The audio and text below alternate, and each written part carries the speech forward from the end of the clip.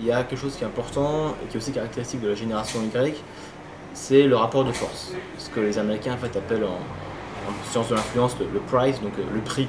Dans une relation, que ce soit dans un couple ou entre un recruteur et un salarié, il y a toujours quelqu'un qui est le prix en fait.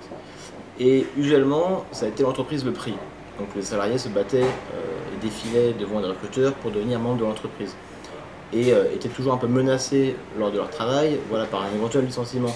Ils se disaient toujours, voilà, il faut que je travaille aujourd'hui, il faut que je sois à la hauteur, parce que l'entreprise est le prix, je dois lui plaire, et c'est elle qui me nourrit. Je pense que le jeune, aujourd'hui, est un peu plus indépendant, autonome, et a envie de devenir le prix lui-même. Et donc, se dire, si l'entreprise ne me satisfait plus, si elle ne satisfait plus mon besoin d'évolution, de reconnaissance sociale, dans ce cas-là, je la quitte. Donc l'idée, c'est vraiment que le prix n'est plus l'entreprise, mais le salarié.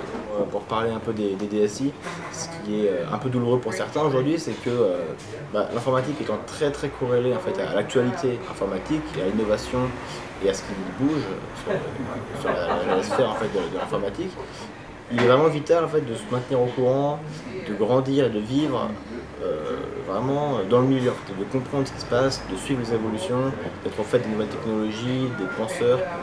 Et les gens qui ont été formés en fait, hors de l'internet, qui ont grandi hors de l'internet à l'époque où ça n'existait pas, et qui s'appuient en fait, sur leurs compétences et sur des technologies qui ont fait leurs preuves, qui sont très, très connues et très réputées, aujourd'hui sont un peu en péril en fait, parce que ils ne maîtrisent pas forcément les technologies de demain, et comme tout système nerveux vieillit et puis devient rigide comme une personne âgée, ce type de profil en fait, condamne un peu l'entreprise à mourir, c'est assez triste à dire.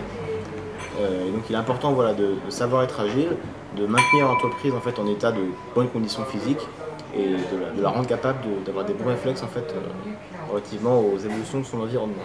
Pour moi, ce qui a changé principalement depuis quelques décennies, c'est que ce qui est important, c'est pas la connaissance, c'est l'imagination, c'est être capable de créer de nouvelles choses. La connaissance, on peut l'acquérir. C'est ça qui a beaucoup changé avec Internet, c'est qu'on a tout à disposition.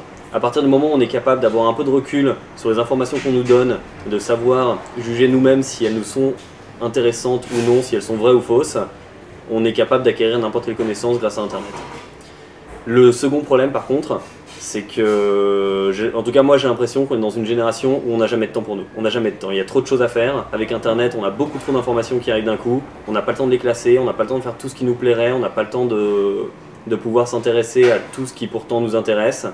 Et ça va être ça le grand défi du futur, c'est d'être capable de gérer toutes ces informations, de sélectionner les informations utiles dans cette masse, dans ce flot d'informations. Et c'est quelque chose qui, après, au niveau entreprise, est quelque chose qui est aussi beaucoup recherché. Le big data, le data mining, tout ça, c'est être capable d'extraire l'information utile dans quelque chose de gigantesque. Et c'est quelque chose qu'on va avoir vraiment au quotidien. Et les gens encore plus jeunes que nous qui vont grandir là-dedans, grandissent entourés d'informations comme ça sans savoir où trouver la bonne information. La chose la plus importante que j'ai appris à Centrale, en fait, c'est que dans la vie, il n'y a pas d'excuses, mais il n'y a que des priorités. Et ces priorités, il faut vraiment les assumer. Donc il faut savoir en fait pourquoi on travaille, et à partir de là, assumer en fait les priorités que l'on fait. C'est dur de définir l'équilibre vie professionnelle, vie privée, quand on n'est pas au moment où on est en train de se battre avec et de se dire que ça va pas. C'est tant que ça va et que tout va bien, on n'arrive pas à se dire « Ah, il faudra que je réussisse à me battre là-dessus, ça va peut-être être compliqué ». C'est vraiment une fois qu'on est dedans qu'à mon avis, il faut savoir faire les bonnes décisions pour gérer cet équilibre.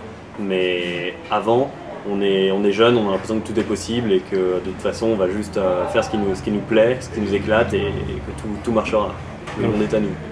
Deux écrans, un PC et un smartphone. Un PC fixe, deux laptops, une tablette, un smartphone et quelques consoles. Un PC portable, un netbook qui ne marche plus depuis un mois, deux smartphones qui ne marchent plus, un smartphone pas forcément smart et un téléphone que j'utilise pour sortir sans risque. Alors 3 écrans, un smartphone, une tablette, un PC.